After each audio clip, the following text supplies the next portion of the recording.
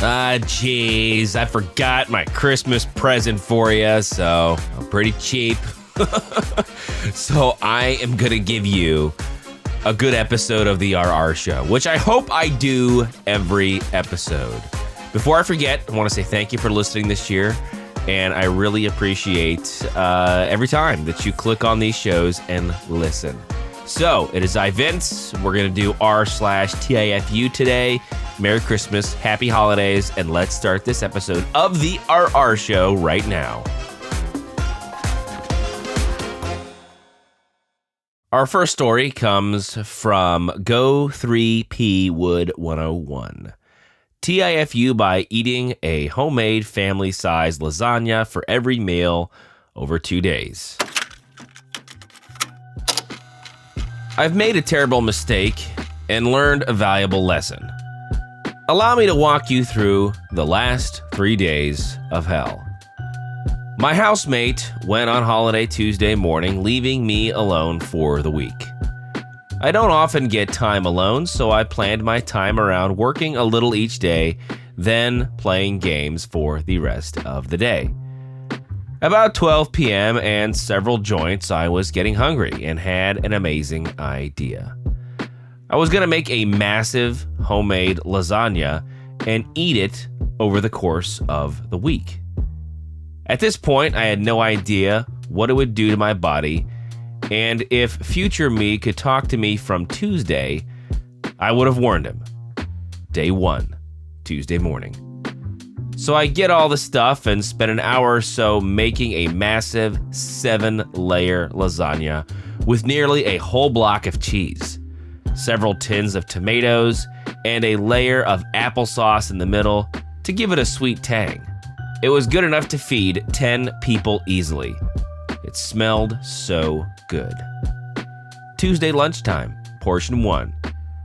I fried some chips and fries and garlic bread and sat down to eat. It was amazing. I was so thrilled it turned out great. Tuesday evening, portion 2.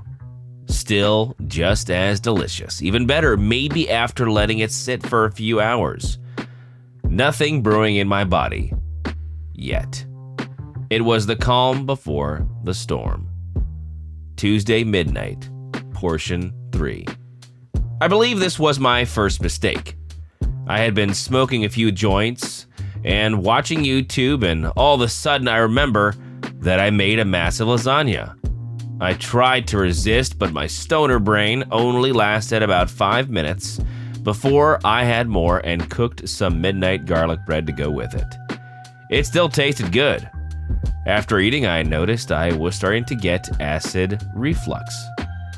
I took a pill and tried to get some sleep. Wednesday morning, portion 4. I woke up and my stomach was grumbling, so I went and plated up another helping of lasagna. It tasted okay, not as delicious as my previous 3 helpings, but I put that down to it being early and I just had woken up. It's at this point my stomach acid kicked up again, and I needed to crap really badly.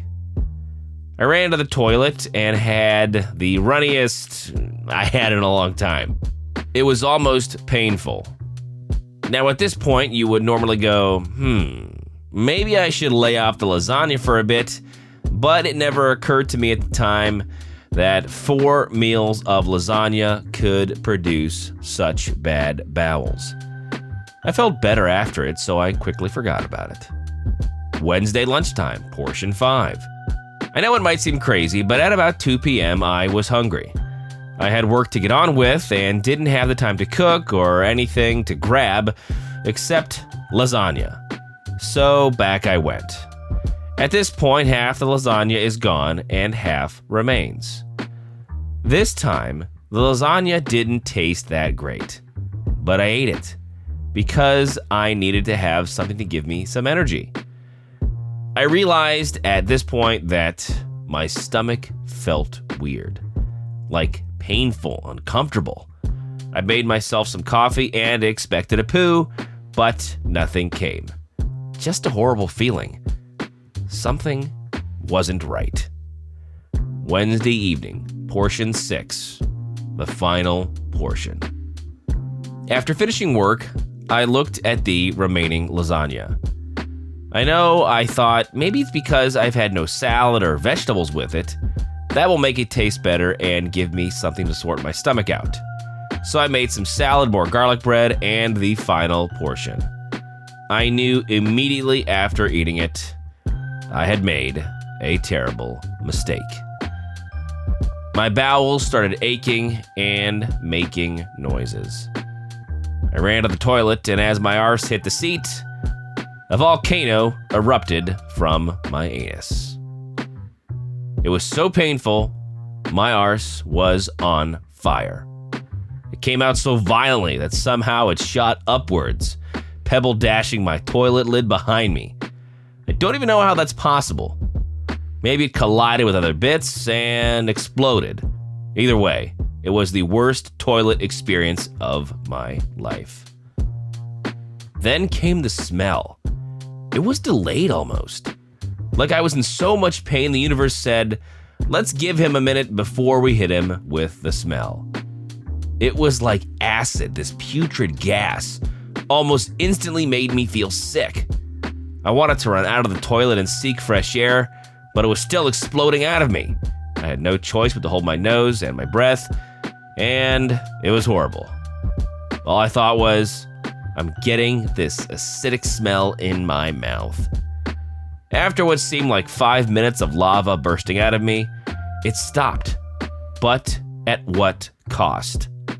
My butthole was still on fire, like someone was holding a lighter to my anus. The smell was so bad, I had to wipe quickly and escape this hell I had created. But my anus hurt so much every wipe was like dragging sandpaper over it. I winced with every wipe and was almost in tears, and it was so messy. It took a lot of wiping. I stumbled out of the toilet like a cowboy who's been on his horse for days. I couldn't sit down. All I could do was lie on my side in my bed and try to get some sleep. Thursday morning. I woke up and I could instantly feel my anus burning. Before I even registered, I was awake. What's worse is that I needed to take another crap. I was terrified at this point, and after yesterday, I had toilet trauma. I knew there was still a portion or two inside of me, and it wasn't going to be good. It went just as how you expect. It was foul-smelling liquid. Each strain felt like a knife in my anus. I held onto the towel rail and forced as much out as I could each push. I figured if I can get it all done quickly, it wouldn't be so bad. It kind of worked out, but I think the damage was done at this point, so I painfully cleaned myself up, waddled back to my desk, and worked standing up for the rest of the day. Thursday lunchtime. The constant pain subsided, but I still had bad gas, and every fart was agony. The smell was just as bad, though. Something was still rotting inside of me. At least I could sit down to work now. I wasn't hungry and decided to fast for the day. I didn't dare put more food in me. Thursday evening. As I type this, I'm lying in bed on my side. I can feel the last of the lasagna on its way, and I'm dreading going through this, even if it's one last time. It still burns when I fart, and that's happening often. It's freezing cold, but I need the window open to let the smell of my approaching crap out. There's a lesson to be learned here.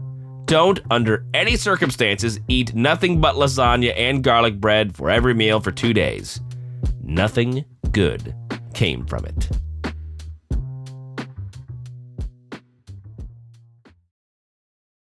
Our second story in this episode comes from user Boneless Thumb from the subreddit r/TIFU. TIFU by going on a date with someone from Hinge. Okay, so a week or two ago, I matched with a girl on Hinge. She is in the same town as me, appeared to be my type, similar interests, the whole thing. We chatted on Hinge for a while and then moved to texting. We had a lot in common, and I found her physically attractive. So I asked her if she wanted to go on a date at a bar and grill in our downtown area of the city that we lived in. We made the plans. I get to the restaurant that night a little early, and I let her know that I was going to grab a table. It was pretty busy and the place didn't do reservations, but I told her I'd meet her up front when she got here. She tells me she's walking up. So I let the waiter know and meet her at the front of the restaurant. And a girl who I absolutely did not recognize walks through the front door and greets me. She tells me she's walking up, so I let the waiter know and meet her at the front of the restaurant. And a girl who I absolutely did not recognize walks through the front door and greets me. After a few seconds, I realized it was, in fact, her, but truthfully, probably twice the size of her photos. She wasn't stick thin in her pictures by any means, but probably 100 pounds less than she is now. I believe I did a good job of not looking too shocked, and I gave her a hug and we walked back to the table, had dinner, chatted, and I was probably much less chatty than I had been because I was just a bit shocked. I'm not someone who has any issues with someone's weight, but I'm a smaller guy, 5'9", 130-ish, and I've always found myself attracted to a particular type, which she appeared to have been, but not any longer. She was cool and the same person conversationally that I talked to, but I was not attracted to her physically, and that made me sad because that's something I have an issue faking. I paid for dinner, walked her to her car, and we went on our separate ways. Afterwards, she texted me, telling me how wonderful of a night it was, and how she can't wait to do it again. To which I took some time to respond to make sure I was respectful, and my response was well crafted and not rude in any way. But eventually, let her know that I didn't feel a connection, and I had a nice evening and I'd love to be friends. She immediately snaps to, "Oh, you're the same as all the other guys. You love the old me, but not the heavy me," followed by a few more messages detailing her past experiences and trying to explain that if I liked her when she was smaller, why can't I like her now? I truly felt bad and didn't want to tear her down or make her feel even less self-confident, but reiterated that I would be happy to continue to be friends and talk, but I couldn't see the romantic angle working. She wasn't a fan of that and said she was going to block me, to which I just didn't respond. So today comes around, and for background, I leave my personal phone at the house often if I have a busy workday, and I come home from the office to my friends sending me screenshots. Apparently this girl had some mutual friends of mine, and she had posted on her Instagram story photos of my Hinge, warning her followers to stay away from this guy, he's a POS, yada yada yada. I have Instagram, but usually don't have it installed unless I'm painfully bored, so I never saw it. But I re-downloaded it to see if the posts were real. Turns out, she found me on Instagram and blocked me. But my roommate showed me on his phone that the posts were indeed there. I had a few people reach out and ask me about it, but I still feel bad and have been confused about the situation all afternoon and wondered if I could have handled it better. She clearly had self-confidence issues, given all of her Hinge photos ended up being quite old, and I hate to think I contributed to making that worse. That said, I feel her response has been extremely out of proportion, as I paid for dinner, walked her to her car, and explained my position in what I thought was a thoughtful way. Anyway, I think that's enough online dating for me for a while.